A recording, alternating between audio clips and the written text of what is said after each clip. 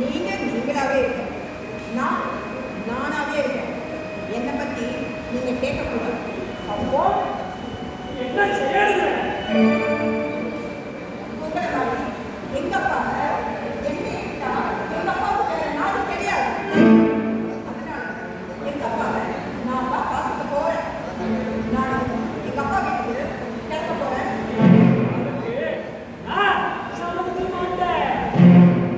மாமா, நான் உங்க சம்மதத்தை கேட்கவே இல்லையே. அப்படியா?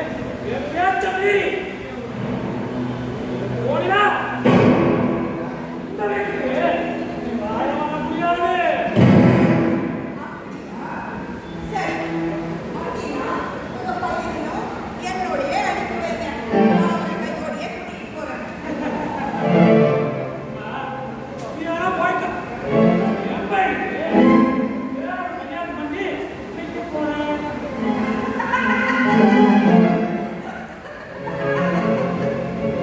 ஐயோ மாமா, என்ன மாமா இப்படி தமாஷ் பண்றீங்க?